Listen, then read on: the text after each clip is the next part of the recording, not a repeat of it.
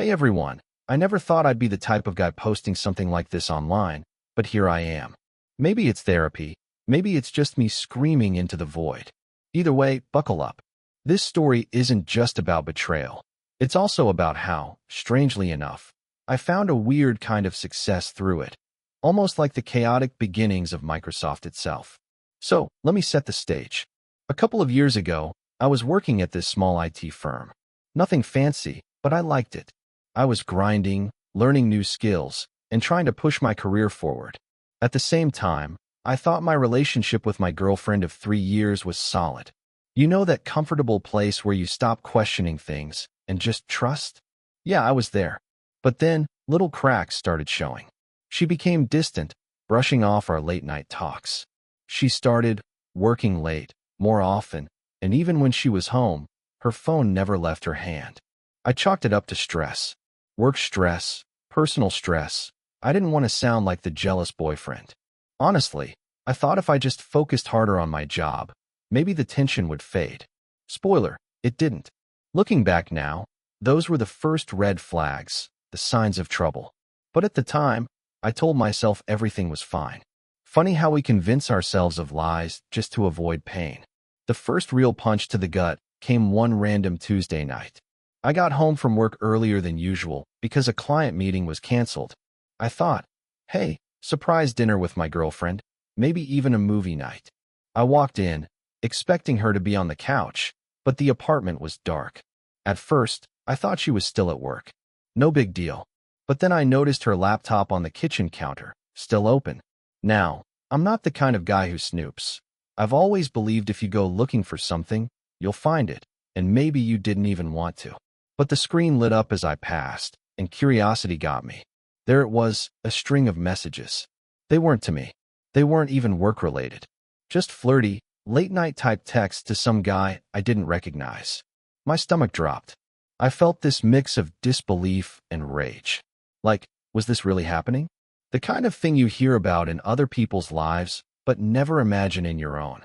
I closed the laptop without reading more. My hands were shaking.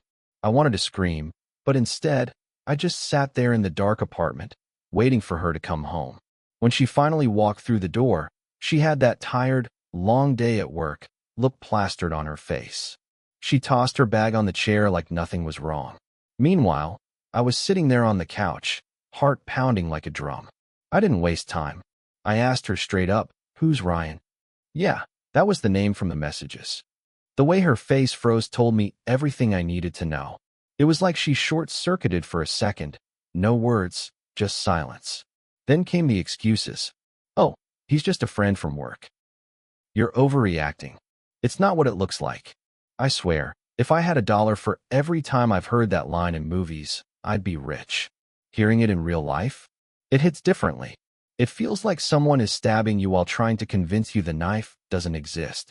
I told her I saw the messages. I told her not to insult me by pretending it was nothing. That's when the tears started, hers, not mine.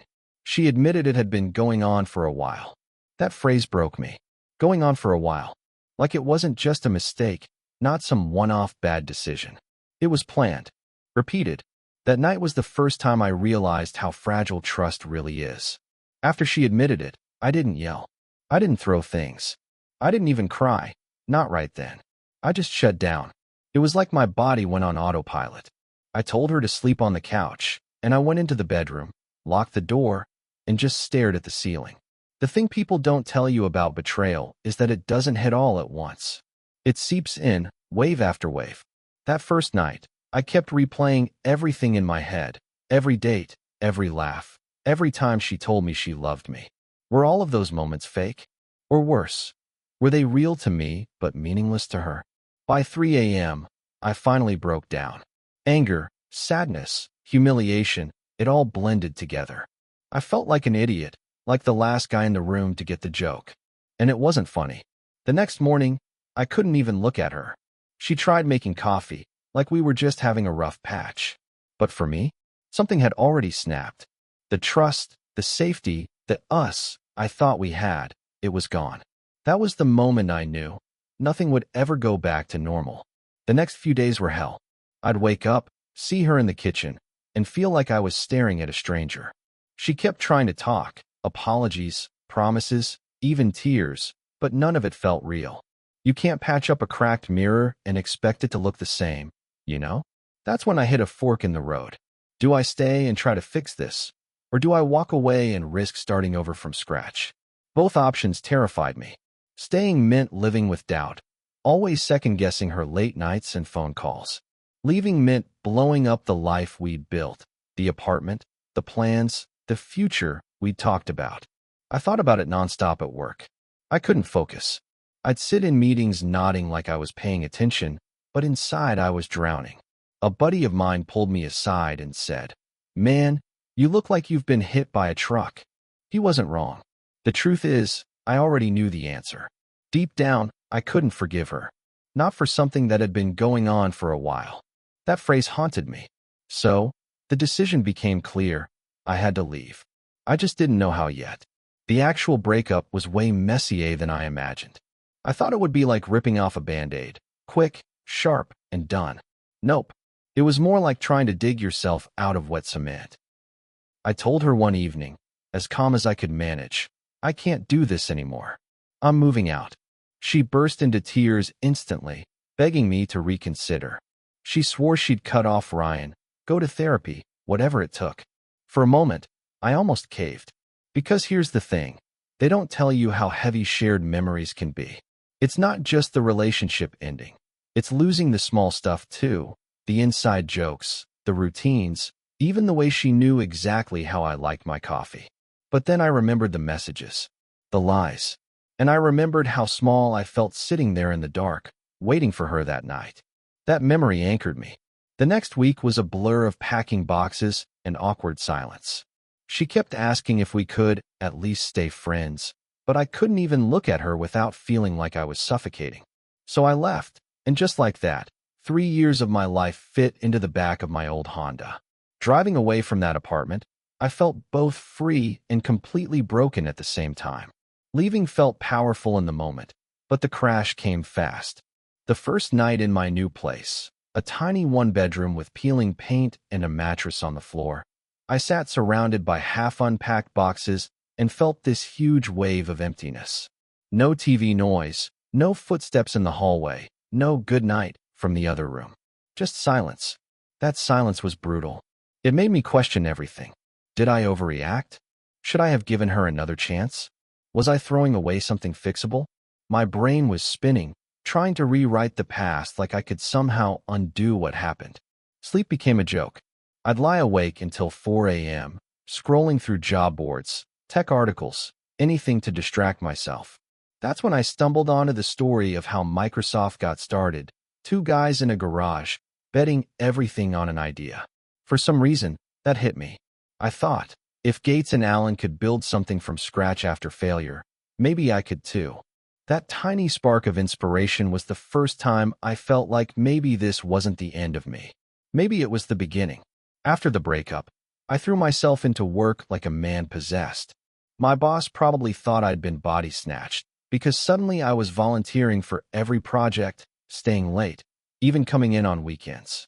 Honestly, it wasn't because I loved my job that much. It was because work was the only place I didn't feel crushed by the silence. At first, it was just busy work to keep my mind occupied. But something unexpected happened. I actually started getting good at it. Solving problems, fixing bugs, pitching ideas. I was sharper than I'd ever been. Pain has this weird way of sharpening your focus, like your brain is trying to find somewhere, anywhere, to pour all the chaos. Then came this wild moment. During a late-night coding session, I had an idea for a new system we could use with a client. It was risky, untested, but I pitched it anyway. To my shock, the higher-ups loved it. That idea ended up landing us one of the biggest contracts our little firm had ever seen. For the first time since everything went down, I felt proud of myself again. Like maybe I wasn't just the guy who got cheated on. I was someone building something real. Work was finally starting to feel like solid ground under my feet again. But life has a way of throwing curveballs just when you think you've got balance. One afternoon, while I was in the break room grabbing coffee, I ran into her. Not my ex, thank God, but someone I never expected, Ryan's girlfriend. Yeah, turns out, the guy my ex cheated with wasn't even single. His girlfriend, Emily, worked in the same office building but for a different company. Small world, right? She recognized me instantly, probably from social media posts my ex used to plaster everywhere. And here's the kicker. She already knew. She straight up told me, "You're not the only one he hurt." That hit me like a truck. All this time, I thought the betrayal was just mine to carry, but no, it was this whole web of lies affecting more people than I realized. We ended up sitting down for a coffee, swapping stories. It was surreal, comparing timelines, realizing just how deep the deception went. For a moment, it was comforting to know I wasn't crazy, but it also reopened wounds I was trying so hard to close. That night, I couldn't stop thinking, betrayal doesn't just break hearts, it ripples out, wrecking people you don't even know. Talking with Emily shook me more than I expected. I went home that night, replaying her words. For months I'd been walking around like I was the fool, like I was the weak one who got blindsided. But hearing her side made me realize, this wasn't about me not being enough. This was about two selfish people who couldn't respect what they had. That shift was powerful. For the first time, I stopped blaming myself. I started to see that I wasn't broken, I was betrayed. Big difference. It also made me reevaluate what I wanted moving forward. Up until then, I'd been surviving on autopilot. Wake up, work hard, crash, repeat. But Emily's resilience kind of inspired me. She wasn't bitter, just stronger, sharper. She told me she'd gone back to school after breaking up with Ryan, chasing the degree she'd always put off. That lit something in me. If she could turn her pain into progress, why couldn't I? That's when I decided, no more half measures. I was going to push my career further, even if it meant stepping into unknown territory. And in a strange way, betrayal stopped being the end of my story and started feeling like the beginning of a new chapter. Fueled by a mix of heartbreak and newfound clarity, I decided it was time to take a real risk. I applied for a position at a tech startup I'd been eyeing for months. It was a small company, barely off the ground, but the vision was massive: cloud software, global ambition, the works. The night I hit submit on that application, I felt both terrified and alive. It was like stepping off a cliff, except I knew I could build wings on the way down. My ex's betrayal had left a hole in my life, but now I was trying to fill it with purpose instead of anger. Weeks later, I got a call. They wanted me on board. The excitement was insane, but so was the fear. Startups are unpredictable. Failure is around every corner. But I figured, if I survived betrayal, I could survive this. Walking into that office on my first day, I felt something I hadn't felt in years: hope. Not the fake, temporary kind you get when you're distracting yourself. It was real, solid, like I was finally steering my own ship. And in a weird way, it reminded me of Microsoft in its early days. Two guys in a garage, taking a gamble on an idea nobody believed in. I thought, maybe I was ready to be the Gates of my own story, minus the billions, hopefully. Just when I thought I was on solid ground, the startup life reminded me that comfort zones are overrated. Projects crashed, clients vanished, and half our code had to be rewritten after a major system failure. Every day felt like walking a tightrope without a safety net. At first, I panicked. Old habits crept in. I compared myself to my ex's new life, doubted every decision, and sometimes felt like running back to familiarity, even if it was toxic. But then I remembered Emily's words and the lessons from my own heartbreak. Resilience isn't about avoiding failure, it's about surviving it. I learned to trust myself again, to rely on my skills instead of fear. Every crash became a lesson. Every missed deadline became a chance to innovate. Slowly, the chaos started shaping me into someone more capable, more confident, and, most importantly, someone who could create success on my own terms. By the time our first product launch rolled around, I realized I had built more than code or systems. I had built a mindset that could withstand anything, even betrayal. After months of chaos, sleepless nights, and constant problem solving, things finally started clicking. Our first major client loved the product. Positive reviews started coming in. Investors began paying attention. It felt surreal, like watching your life flip from black and white to full color overnight. I couldn't help but think back to my ex. Funny how life works. The very thing that broke me open, her betrayal, ended up being the push I needed to focus, grow, and finally succeed. If I hadn't gone through that pain, I might still be comfortable, stuck, settling. Instead, I had built something real, something mine. Emotionally, I felt lighter too. I wasn't defined by what happened anymore. The anger faded, the sadness softened, and I started appreciating the journey, the raw, messy, unpredictable path that led me here. And yes, it felt a little like I had my own Microsoft moment, starting small, taking risks, and eventually seeing the payoff. Except, this time, the stakes weren't just money. They were my sense of self, my confidence, my ability to trust my instincts.